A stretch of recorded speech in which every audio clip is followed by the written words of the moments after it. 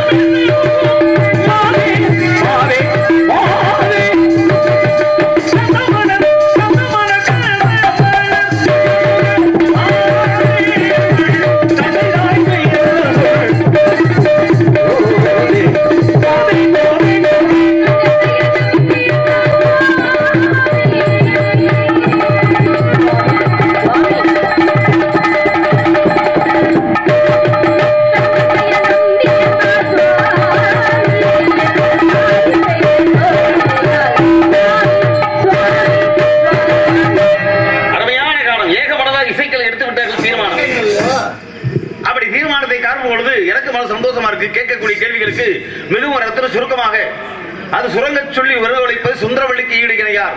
அது சுப்பிரமணிய வாசல் இல்லை. தகப்ப பேர் என்ன? சுப்பிரமணியா. அப்பா பேர் என்ன? நம்பி. அம்மா பேரு நங்கை. சரி. நாடு தொண்டை நாடு. நிலமோ குறிஞ்சி. ஊரு சிற்றூர். தலைநகரம் மேற்பாடி. வந்திருப்பது காவல். என்ன காவல்? திணைக்கு. என்ன திணை? கருணனை செந்தனை. கருணனை யாருக்கு? செந்தனை யாருக்கு? கருணனை உணவிற்கும் செந்தனை அந்த சுப்பிரமணிய சுவாமிக்கும். கையில் உள்ளது கவல். அமைத்திருப்பது பரன். அடைந்திருப்பது பருவம். பருவம் என்பது சித்திரம். பாதுகாக்க வேண்டும் மத்திரம். வருவது ஒரு முறை சாஸ்திரம். அப்படி வருவதை தவறவிட்டால் இந்த உபத்திரத்துக்கு நீ ஆளாக கூடாது. ஆளாக கூடாது. ஆளாகனா அந்த ஆளாகிறது உபத்திரத்திற்கு. ஆளாகனா வேலையே கிடையாது. ஏன்னா உலகத்துல வாழ முடியுமா? யாராலும் வாழ முடியுமா அப்படி கேள்வி கேட்கிறீங்களா? இல்ல வாழ்ந்து காட்டும் உங்களுக்கு நம்பிக்கை இருக்கா? அதையும் தாண்டி இறைவனின் நம்பிக்கை நாம் வாழ்ந்து காட்ட வேண்டும். உபத்திரம் இல்லாம யாராலே வாழ முடியாது. ஆனா ஆனா ஒண்ணு தெரியுமா உங்களுக்கு, உபத்திரம் எல்லாம் வாழ முடியாது, நீ உள்பட எல்லாரும் அப்படித்தான். ஆனா அந்த உபத்திரத்தவே தனக்கு சாதகமா மாத்திக்கிறவாரு அவதான் அறுவடைய பெண்மணி மதிகொண்டவள். இப்ப ஒண்ணும் கிடையாது, வயதுக்கு வராம இருக்கக்கூடிய சூழ்நிலையில இயற்கை ஆகப்பட்டது. நீ வயதுக்கு வர்றீங்க, இது இயற்கை விதி, யாராலும் மாற்ற முடியாது. ஒருவேளை அப்படி வந்து விட்டா வராட்டி கூட இன்னைக்கு பாலியல் பலாத்கார நாடகம் நடக்குது, அதுவே பெரிய இம்சம். ஒத்துறேன், பச்சை குழந்தைய கூட விட மாட்டேன், பல்லு போன கிளை வரைக்கும் இன்னைக்கு அப்படித்தான் நடக்குது நாட்டுல. கேவலமா இருக்கு, அதெல்லாம் விட்டுருவோம். இப்ப விஷயத்துக்கு வருவோம். ஆக ஒரு பூமியிலே ஒரு பெண் குழந்தையாக பிறந்துட்டாலே பிறந்ததுல இருந்து மறுபடியும் இறக்குற வரைக்கும் உண்மையிலே உபத்திரத்தை ஏற்றுக்கொள்றோம், அதுல மாற்று கருத்து கிடையாது. ஒருவேளை உன்னை போல வயதுக்கு வந்த குமரி ஒரு ஆண் பெண் இணைவது கஷ்டம் தான், உபத்திரம் நினைச்சாச்சுனா தாய்மை அடைய முடியுமா? அடுத்த தலைமுறை இருக்காது. அப்ப ஒரு பெண் எப்பொழுது முழு பெண்ணாகிறாள்? தாய்மை அடைந்தால் மட்டுமே முழு பெண்ணாகிறாள். அப்ப தாய்மை அடையும் ஒரு சில கஷ்டங்கள் வருத்தம் செய்யும்.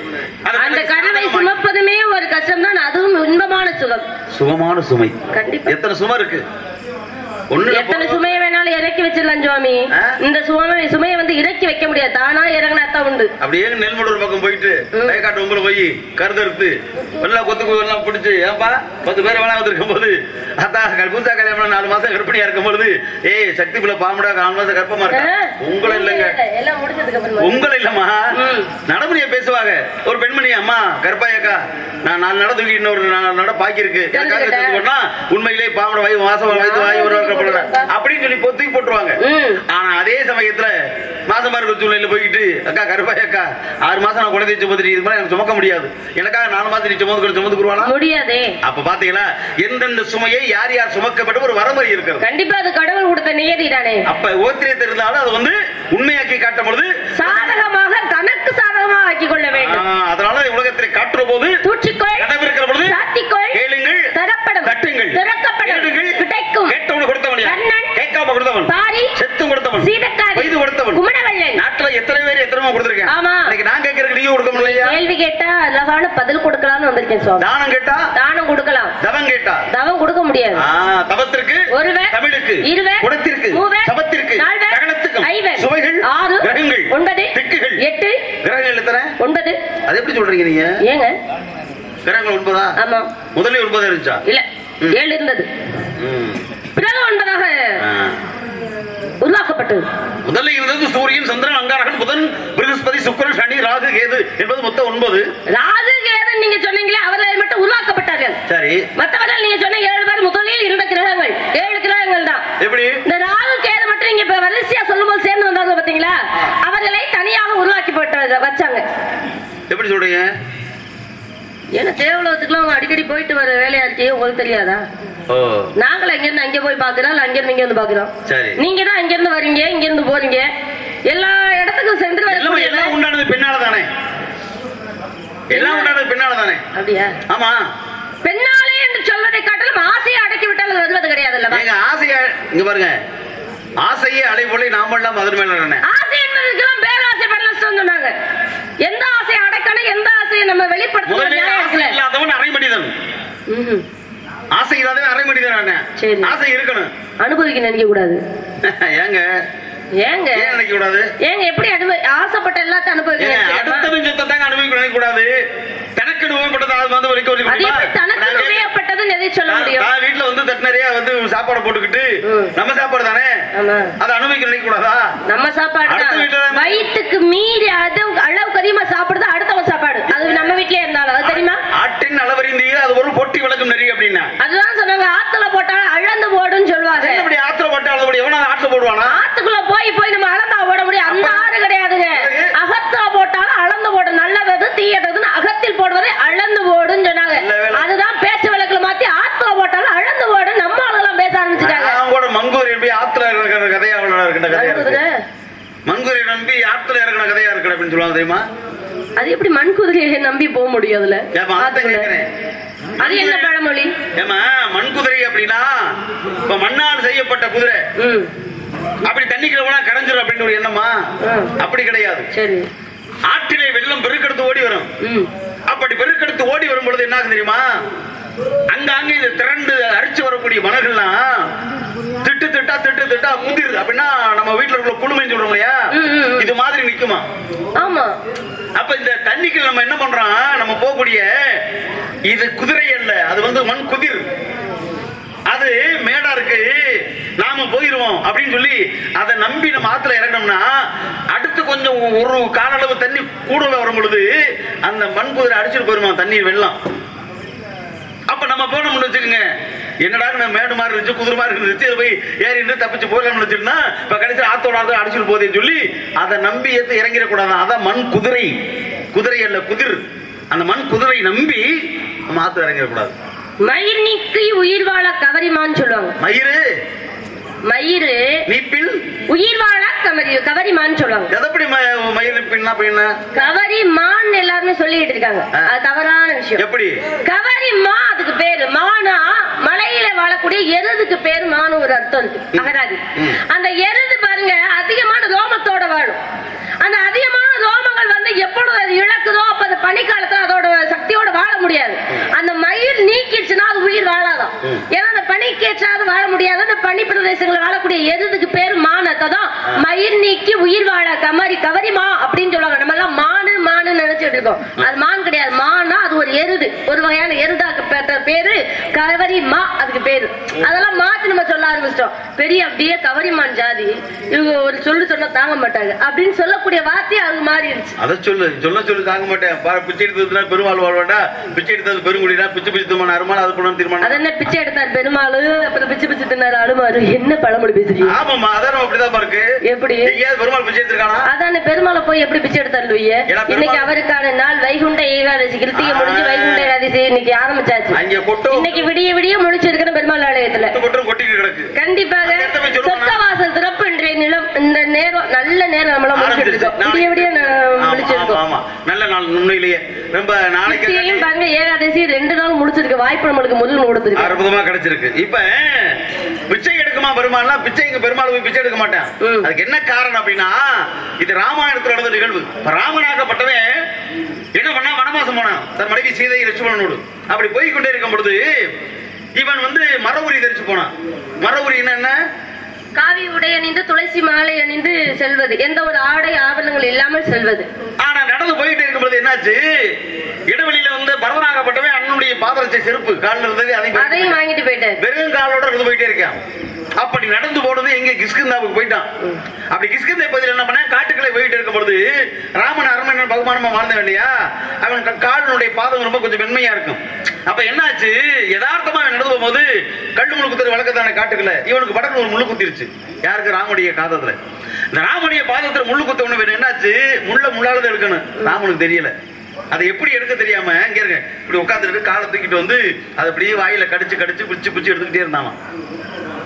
அது பக்குவமா எடுத்தா தானே நுனி எடுத்து அடியோடு எடுத்து வர முடியும். பல்ல கடிச்சு எடுத்தா பிடிக்கு பிச்சு பிச்சுக்கிட்டே வந்திருக்கு. அப்பதான் அந்த நேரம் பார்த்து அனுமன் வந்துக்கிறான். ஆத்தாடி நம்ம ராமச்சந்திரமூர்த்தி நம்ம பகவானுக்கு என்ன ஆச்சு, கிட்ட ஓடி வந்து பாக்குறேன், காலில் முள்ளு தச்சதை வந்து எடுக்க தெரியாம கடிச்சு பிடி எடுத்துட்டே இருந்தான். அப்படி எடுத்ததை பார்த்த உடனே அப்புறம் என்ன பண்ணா, அந்த அனுமனாகப்பட்டவன் ஆஞ்சநேயன் தன்னுடைய வாயால அதை பக்குவமா கடிச்சு பிடிங்கி எடுத்தவன், ராமனாக பிச்சு பிச்சு எடுத்து கொண்டு வந்தவனை அந்த அனுமனாகப்பட்டவன் பிடுங்கி எடுத்துட்டான். அதை பிச்சை எடுத்தான பெருமாள் அந்த பிடுங்கி தின்னானான்ல, பிடுங்கி எடுத்தானா மனுமன். அதுதான் பேச்சு வழக்குல எவ்வளவு மாற்றம் ஏற்படுது. உண்மைதாங்க. நீங்க சொன்னது போல நீங்க மூத்தவர் சொல்லும் முதல் நெல்லிக்காய் முன்னாள் துவக்கு பின்னாடி நிற்கும். என்ன வேணும் நாடம் பார்க்க நேரமா அது இருக்கட்டும். ஏன்னா எப்பொழுதுமே முன்னாடி சொல்லும் பொழுது ஒரு வார்த்தை கசக்கத்தான் செய்யும், பின்னாடி நாம் அனுபவிக்கும் பொழுதுதான் அன்னைக்கே சொன்னாங்க. கண்டிப்பா அதை கேட்டுக்கலாமே அப்படின்னு தோணும். அது போலதான் நீங்க சொல்ல 7 கிரகங்கள் இருந்தது. ஏன் 9ஆக மாற்றப்பட்டது, யார் உருவாக்கணும் அப்படின்னா அந்த 7 கிரகங்களுக்கு முதல்ல உருவாக்க காரணம் என்றால் எல்லோருக்கும் தெரியும், கிரகங்கள் நியதியது. ஒவ்வொருத்தருக்கு மனுஷனுக்கு மட்டும் கிடையாது, கடவுளுக்கும் கிரகங்களின் பார்வை முக்கியம் தென்படும். அவர்கள் பார்வை இருந்தாதான் யாரு எந்த புண்ணியம் செய்யறா, யார் எந்த தீய பழக்கங்கள்ல செல்றா அப்படின்னு கிரகங்களின் பார்வையில வச்சே கண்டுபிடிச்சிடலாம். அந்த தன்மையில பாருங்க, எல்லாருக்கும் இந்த அமிர்தம் கிடைக்கணும்னு ஒரு ஆசை. அமிர்தம் என்ன? தேவாமிர்தம் பார்க்கடல்ல கடைஞ்சு எடுப்பாங்க. இந்த அமிர்தத்தை இந்த உலகத்தில் வந்து தீர்க்க ஆயுளோடு இருப்பதற்கு இறப்பு வரக்கூடாது, புதுமை வரக்கூடாது, திரை தெரியக்கூடாது அப்படின்ற அளவுக்கு அந்த தேவதை பிணி மூப்பு சாக்காடு என்ற பஞ்சனலை கடக்கக்கூடிய ஒரு அதை சாப்பிட்டோம்னா இதெல்லாம் இருக்காது. இப்ப எப்படி நீங்க எல்லாம் சாப்பிட்டு இருக்கீங்களோ அதே மாதிரி அப்ப சாப்பிடறதுக்கு எடுக்கப்பட்ட ஒரு இடம் தான் அந்த பாற்கடல். அதெல்லாம் நீங்க சாப்பிட்டு தானே தேவாதி தேவதை எல்லாம் அப்படி இருக்கீங்க. எப்பொழுதும் நிறைய திரை பிணி மூப்பு சாக்கடை 5 நிலையம் கடந்து அதை எடுக்கும் பொழுதுதான் பாருங்க இந்த வாசின்னு ஒரு பாம்பு, இந்த பாம்பாகப்பட்டதான் கையிலா வச்சிருக்காங்க. மந்தாரகிரி மலையை மத்தாக வைத்து ஆளுக்கு ஒரு தேவர்களும் அசுரனும் கடைந்தார்கள். கடையும் பொழுது முதல்ல கிடைச்சது இந்த ஆளவள விஷம். அதை சாட்டார் சிவபெருமான். உண்டல் பொழுது சக்தியாகப்பட்டவள் தடுத்தால் கண்டத்தில் கண்டமண்டலால் கழுத்து, அதாவது திருநீல கண்டன் அவனுக்கு பேரு. அவனை விளக்கம் இல்லாமல் விழிப்பதற்கு உலக மக்கள் அனைவரும் விழித்ததனால் அந்த விழித்ததுக்கு ஒரு ராத்திரி தான் சிவராத்திரி அப்படின்னு பேர் வர காரணமே அதே. அப்ப சிவராத்திரி வந்ததுக்கு பிறகு இந்த கேது எப்படி உருவானாங்க அப்படின்னா பார்க்கறது அமிர்தம் கிடைத்தது. அமிர்தத்தை எல்லாத்துக்கும் கொடுக்கணும். 2 பங்கல்லவா தேவர்கள் மசூல் 2 பேர் இருக்காங்கல்லவா, 2 பேருக்கு கொடுக்கலாம் என்று அனைவரும் வரிசையாக அமரச் செய்தார்கள். உங்க பெருமாள் இருக்காரு, பெருமாள் சிவநாடியார் திருவிளையாடல் சொல்லுவாங்க. பெருமாள் இருக்காரு பாருங்க, அவருடைய ஆட்டம் பெரிய ஆட்டம். பெருமாள் பெருமாள் போல வளமா மோகினி போல வந்தாரு. பெருமாள் ஆட்டமா? பெருமாள் ஆட்டம்னா அது வேற ஆட்டம். சிவன் ஆடியது தாண்டவம். பெருமாள் ஒரு ஆட்டம் ஆடுவார். பெருமாள் ஆடினதெல்லாம் கேட்டிருக்கீங்களா? அது பேர் நர்த்தனம்னு அர்த்தம். சிவன் ஆடியது தாண்டவம், பெருமாள் ஆடியது நர்த்தனம். இப்ப பாருங்க, இவன் மோகினி பெண்ணாக மாறி அழகா என்ன மாதிரி அழகான பெண் போல இல்ல, அங்கே உங்களை மாதிரி அழகான பெண் போல. உங்களுக்கு அழகுக்கு என்ன குறைச்ச? அப்படிதான் காக்கிங்க தன் கொஞ்சம் பொன் கொஞ்சம் சொல்லிக்கிறாங்க. அப்படி கிடையாதுங்க. இயற்கை எத்தனை படி வர்ணிக்கிறான். ஆனா அந்த தேவாதி தேவர்கள் இறங்கி வந்து உங்களை வர்ணிக்கிறான். அந்த பெண் போல வந்தாரம் பெருமாள் வந்ததால பங்கிட்டு கொடுக்கிறார் அனைவருக்கும். தேவர்களால என்ன பண்ணாங்க, அமைதியாக பெருமாள் தான் தெரிந்து கொண்டு உட்கார்ந்தாரு. அசுரதான் பார்த்தாங்க, இந்த பொம்பளை எப்படியாவது அடைஞ்சாங்க, ரொம்ப அழகா இருக்கா, அதனால எனக்கு தான் உனக்கு தான் அசுரர்களுக்கு போட்டியிட்டு சண்டையிட்டு கொண்டார்கள். இந்த நேரம் பார்த்து அனைவருக்கும் பங்கிடலாம்னு தேவர்களுக்கு பங்கிட்டார்கள். அதுல ஒரே ஒரு அசுரன் மட்டும் அமர்ந்து அந்த தேவாமிர்தத்தை சிவபெருமானை வழிபடாமல் உண்டு விட்டார். இதை காட்டி கொடுத்தது யாருன்னா சூரியனும் சந்திரனும். தன் வைத்து இந்த அகப்பையில் அடித்தார் பெருமாள். மோகினி அவதாரத்தில் இருந்தவர். அடித்தனால் தலை வேறு உடம்பு வேறு கிடந்தாரோ, இறப்பு வரல. ஏன்னா தேவாமிர்தத்தை உண்டு விட்டார்களா, அதனால அவனுக்கு விமோச்சனம் கொடுக்க வேண்டும் என்பதற்காக இந்த பாம்பாக இருந்த வாசிகி என்பதை அறிந்ததனால் அவளுடைய தலையையும் இந்த உடம்பு தனியாக இருப்பதால் இந்த உடம்பையும் சேர்த்து ராகாக வச்சாங்க. பாம்பு தலைக்கு மனித உடல். ஆமாங்க, இதே பாம்பு உடலும் மனித தலையும் வைத்து கேதாக வைத்தார்கள். அதனால்தான் ராகு போல கொடுப்பவனும் கிடையாது, கேது போல கெடுப்பவனும் கிடையாது. அவனுடைய நல்ல எண்ணம் நேரங்களை பார்த்து ராகு கேதோட எல்லாம் பாருங்க. ராகு பயிற்சி கேது பயிற்சியும் பார்ப்பாங்க. அதற்கு பிறகுதான் சனி பயிற்சியை பார்ப்பாங்க. ஏன்னா அதோட பயிற்சி சரியா இருந்தா நம்மளோட எண்ணம் சரியா இருந்தா கூட அதுக்கு பலன் கொடுப்பாங்களாம். அதனாலதான் 9 கிரகம் உருவாக்கலாம். 7க்கு பிறகு வந்தது பார்க்கடலில் அமிர்தம் கிடைத்த பிறகு அவர்கள் தலை துண்டிக்கப்பட்ட பிறகு பாம்பாகவும் ஒன்னு மனித உடலா மாறி, அதனால சூரிய கிரகணம் சந்திர கிரகணம் வரக்கூடிய நேரம் அந்த பாம்பாக இருக்கக்கூடிய அந்த ராகு கேது போய் விழுங்கும் நேரம் என்று சொல்ல ஆன்மீகத்தில் சொல்லப்பட்ட உண்மை இது. ஆக மொத்தத்துல 7 கிரகங்கள் சிவர்வான் என்று சொல்லக்கூடியவன் அருந்திய காரணத்தினாலே அவனை 2ஆக பிளந்து அதன் மூலமாக ராகு கேது என்ற 2 கிரகங்கள் சேர்ந்து 9 ஆகிவிட்டது. அதான உலகம். அதே உலகமே 9 குழந்தை அடங்கி இருக்கிறது. கண்டிப்பா அதான் உண்மை, மாற்று கருத்திலேயே. ஏன்னா நவ கிரகங்கள் 9, நவ தானியங்கள் 9, நவ சக்திகள் 9, சக்தி 9 தானே. ஆக மொத்தத்தில் இப்படி எல்லாத்தையும் கூட்டி கழிச்சு பார்க்கும் பொழுது அதனால்தான் சக்தி என்று சொல்லக்கூடிய அந்த தேவிகளுக்கு வந்தே பாருங்க 3 ராத்திரி சொல்ல நவராத்திரி. சிவனுக்கு உரிய ராத்திரி ஒரே ராத்திரி தான். இப்படி பல ராத்திரி பார்த்திருக்கலாம். ஆனா உங்களுக்கு ஒரு ராத்திரி வரணும். எதுக்கு? அதுதான் சுபராத்திரி. அப்படியா? சிவனுக்கு மட்டும் இருந்தா சிவராத்திரி, பெண்ணுக்கு வந்தா நவராத்திரி, ஆணும் பெண்ணு இணைந்து விட்டால் அதுதான் சுபராத்திரி. இந்த ராத்திரி பூரா இப்ப விழிச்சுக்கிட்டு இருக்கீங்க ஏகாதசிக்காக. ஏகாதசி என்றால் 1 ஏகம்னா இதெல்லாம் சொர்க்கவாசல் திறப்புக்காக காத்திருப்பது. ஒரு ஆளை தெரிஞ்சிருக்கலாமா? உன்னோட ஒண்ணு சேர்ந்தா 2. ஆமா அப்படிதானே சொல்லணும், கணக்கு சரிதானே. உன்னோட ஒன்று சேர்ந்தா ஒன்றோடு ஒன்று சேர்ந்தா 2 தானே. 3 ஆக கூடாதா? எப்படி 3 வரும்? இப்ப நீங்க ஒரு பொண்டாட்டி, நான் ஒரு புருஷன். யார் பொண்டாட்டி? பேச்சுக்குமா, ஒரு பேச்சுக்குமா. நீ ஏன்னா கத்துறீங்க? இப்ப கணவன் மனைவின்னு சொல்லி புருஷன் பொண்டாட்டி இணைஞ்சிட்டான்னு வச்சுக்க, அதன் மூலமா ஒரு குழந்தை பிறந்தா நீங்க ஒண்ணு நான் ஒண்ணு 3ஆவது வந்துருச்சா? அதெல்லாம் வேணாம் சார், காட்டுக்குள்ளே இப்படி ஒத்தையில இருந்துடலாம். எந்த பொம்பளை வந்து வேணும்னு சொல்லுவாங்க யாராவது? அந்த தொல்லையெல்லாம் தாங்க முடியல. யாரு சொன்னது? பிள்ளைய பார்த்து தொல்லையும் சொல்லக்கூடாது. நீங்க ஏதாவது ஆரம்பத்துல வயதை சொல்லிச்சு வருத்தமில்லாத சுமை சுகமான இருந்தாலும் புள்ள வேணும்னு கோயிலா ஏறி ஒத்த பிள்ளைய பெத்துறாங்க. ஆமா, அது பண்ற சேட்டை. அதுக்கப்புறம் அது கஞ்சி ஊத்த சொல்லி போட்டு மிதிக்கையில இந்த பிள்ளைய பெற்றதுக்கு பேசாம தள்ளி படுத்திருக்கலாம்னு தோணுதுமா சொல்லுவாங்க. அதுக்கு ஒரு உரலை கட்டி பிடிச்சு படுத்திருக்கலாம் அப்படி சொல்லுவாங்க. ஏன்னா வளர்க்கிற வளர்ப்பை எங்க வளர்க்கணுமா? இங்க பெத்த தாய் வயிற்றுக்குள்ள வளர்க்கும் போது அந்த வளர்ப்பு வளர்க்கணுமா? எந்த குழந்தையும் நல்ல குழந்தை தான் மண்ணில் பிறக்க. அது நல்லவராவதும் தீயவராவதும் அன்னையின் வளர்ப்பினிலே. பிறந்து வளர்ந்ததுக்கு அப்புறம் வளர்ப்பு கிடையாது. 5 மாசத்துக்கு பிறகு குழந்தையோட எல்லா வெளி சத்தமும் உள்ள கேட்கும். அப்ப தாய் நல்லது நினைச்சா குழந்தை நல்லது நினைக்கும். தாய் அழுதா குழந்தை அழுகும். தாய் தூங்கினா குழந்தை தூங்கும். தாய் கெட்ட எண்ணத்தோட தானா குழந்தையும் கெட்ட எண்ணத்தோட வளரும். அதனாலதான் அந்த குழந்தைய நல்லா வளர்க்கணும் தாய் சொன்னாங்க. மகாபாரதத்தில் உத்திரையிட வயிற்றுல இருந்தான் யாரு? அபிமன்யு. ஆமா, சுபத்திரை. சுபத்திரையாப்பட்ட இருந்தா இல்லையா? வயிற்றுல இருக்கும்போது என்ன நடந்துச்சு? நல்ல ஒரு விஷயத்தை கேட்டுக்கிட்டே இருந்தா. பத்ம வீரத்துக்குள்ள எப்படி செல்லணும்ன்ற வரைக்கும் கேட்டுக்கிட்டே இருந்தா. வெளியே வர்றத தூங்கிட்டா. அபிமன்யும் தூங்கிட்டாரு. அதனாலதான் உள்ள போயிட்டு வெளியில வர முடியாம 5 பேர் சதியினால் அங்கே கொல்லப்பட்டான் அபிமன்யு. ஒரு பெற்ற தாய் சற்று நேரம் கண்ணை இருந்த காரணத்தால் மகாபாரதத்திலே பாரத போரிலே 13ஆம் நாளிலே பத்ம வியூகத்தில் அகப்பட்டு உயிரிழக்கக்கூடிய சூழ்நிலைக்கான அபிமன்யு. அதனாலதான் சொன்ன ஒரு வார்த்தை, தாய் தூங்கினா கூட வயிற்றில் இருக்கக்கூடிய குழந்தை கேட்குது என்று பிரகலாதன் மட்டும் அறிவுரை ஊட்டினீர்கள். ஓம் நமோ நாராயண நமக என்று. ஏன் அங்க மட்டும் லீலாவதி தூங்கல குழந்தை தூங்காம கேட்டு விட்டது, இங்க மட்டும் சுபத்திரை தூங்கல குழந்தை தூங்குச்சு? அந்த விஷயம் இருக்கு இல்லையா? என்ன காரணம்? அந்த தாய் அதைத்தானே சொன்னீங்க, தாய் வளர்ப்பு தான். நம்ம தாய் என்ன நிலையில் இருக்கிறாளா? இல்லங்க, லீலாவதி தூங்கும் பொழுது பிரகலாதன் கேட்டான், வயிற்றுக்குள்ள இருந்தான். அதே சத்தத்தை நீங்க சொன்னீங்க. ஆனா அங்கே சுபத்திரை தூங்கும் பொழுது அபிமன்யு தூங்கிட்டான். ஆனா தாய் தூங்கல குழந்தை தூங்கணும்ல. இங்கே பிரகலாதன் தூங்கவே இல்லை. விஷயம் இருக்குல்ல, பிரகலாதன் தூங்கல. என்ன காரணம்? என்ன? அபிமன்யுடைய பிறப்பு வேற, பிரகலாதனுடைய பிறப்பு வேற. ஏன்னா பிரகலாதனாக நான் சொல்றத கேளுங்க. அங்க சொன்னது அர்ஜுனே, இங்க சொன்னது நாரதன். விஷயம் இருக்குங்க. அதனாலதான் பிரகலாதன் அந்த அறிவின் காரணமா கேட்டுக்கிட்டு தாயை போல பிள்ளை, நூலை போல சேலை. ஒரு தாய் தகப்பன் குழந்தைக்கு பல சகல விதமான சௌபாக்கியம் செய்வான். என்னை போல ஞானிகள் அப்படி இல்ல. எதிர்காலத்தை ஊட்டக்கூடிய தகுதி என்று பிரகலாதனுக்கு. ஏன்னா பிரகலாதனாகப்பட்டவனுடைய தந்தை இரணியகசிபாகப்பட்டவர் இவனாலே அழிக்கப்பட வேண்டும் அப்படின்னு நாங்க போட்ட திட்டம். அதுக்குதான் அறிவோம் நமோ நாராயணாய நமக அப்படின்ற அரிநாம மந்திரத்தை அச்சடித்து வந்தோம். புள்ள ஏன் பேரை சொல்லும் பார்த்தா நாராயண பேரை சொல்லுது, அவன் போட்டு அடிக்க வந்து உலகத்தை காக்கக்கூடிய கடவுள் கண்ணன், நீங்க அவன் பேர் தான் சொல்லணும் அப்படின்றது எங்க போட்ட திட்டம் இல்லையா? அதனால அப்பன் பேரானதானா, அதுக்கு மேல அப்ப இருக்காண்டா. அப்பனுக்கு பாடுஞ்சன சுப்பன் இருக்கான் இல்லையா? அதே போல அப்பனுக்கு சுப்பனுக்கு மாமனாகப்பட்டவன். ஏன்னா உலகத்திலே மாமனுக்கு பிள்ளை இல்லை, மருமகன் தான்.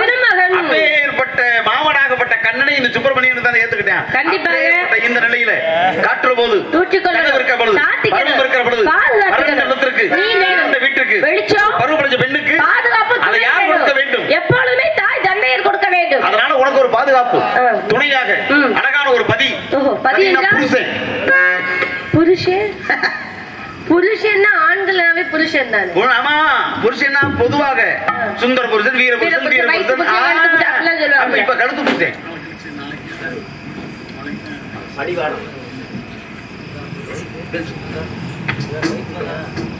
இவ்வரங்க மேடையிலே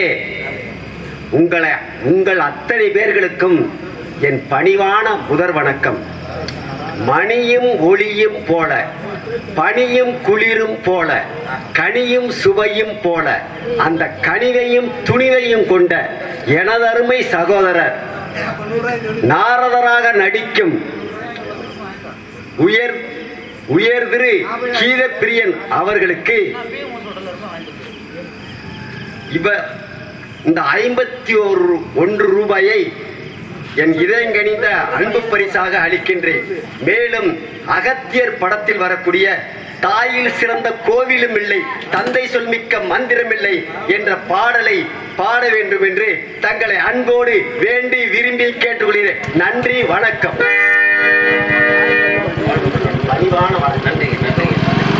அன்பளிப்பு கொடுத்து பெருமை சேர்த்த அன்பு உள்ளத்திற்கு என் இதயபூர்வமான நன்றிகள் பல உரித்தாகட்டும். வாழ்க வளக.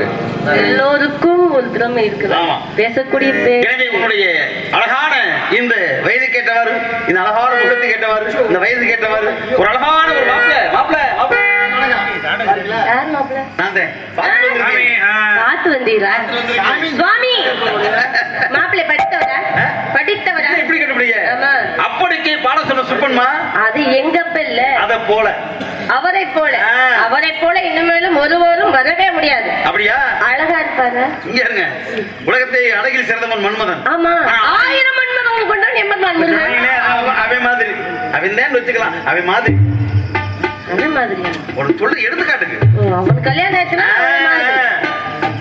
அரசாங்கத்துல வேலை பார்க்க. அரசாங்கமே அவன் தான்மா. சொந்த வீடு? சொந்த வீடா?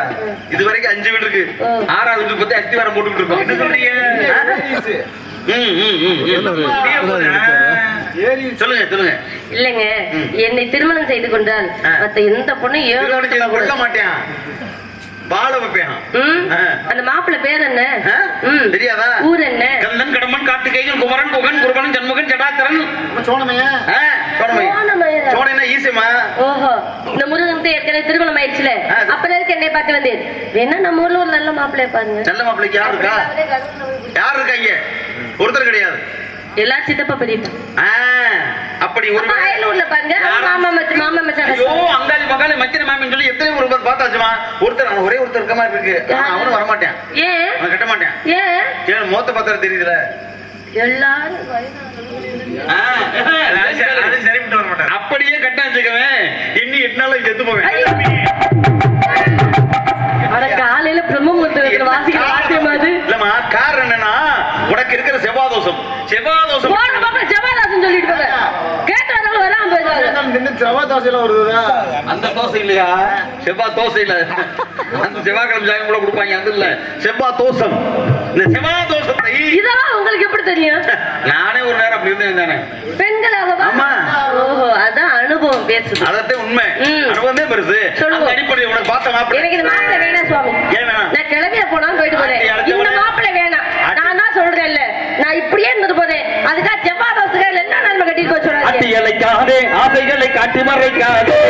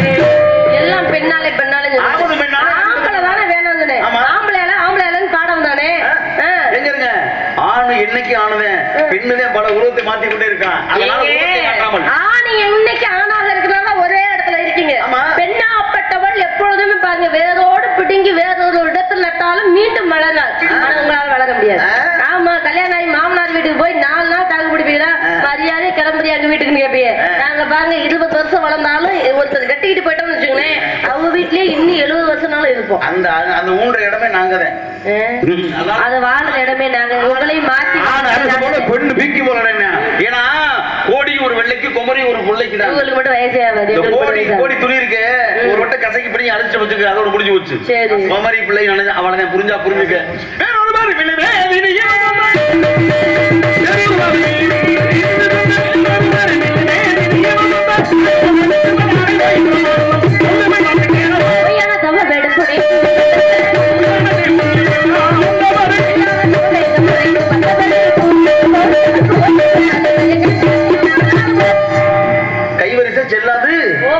எங்க போக? எங்கேயாவது போங்க. பொம். தேவலோகத்துக்கு போங்க. அப்படியா? 7-14 உங்களுக்கு கொண்டு வந்தாலும் ஐயோ பகல் இந்த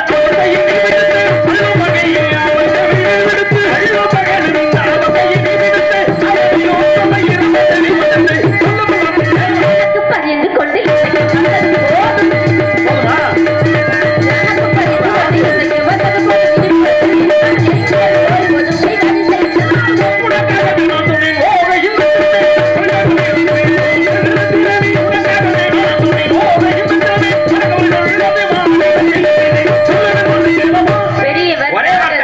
இருந்தாலும் பெருமையோடு சொல்லும் போதே இன்னும் பாருங்க பிடிவாதமா பேசுறீங்களே.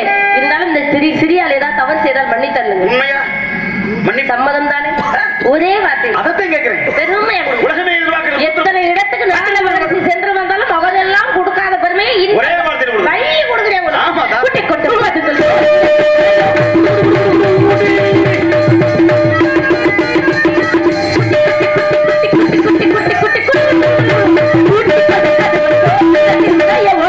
சொல்ல வந்து மாற்றி காட்டுகிறேன். அதிகாலை சூரியன் அஸ்தமனமாவதற்குள் வடக்கு பெருமான் கண்ணனுக்கு மனமிடுத்து காட்டுகிறேன். அப்படி இல்லை மகனி செல்ல வருகிறேன். சத்தியம்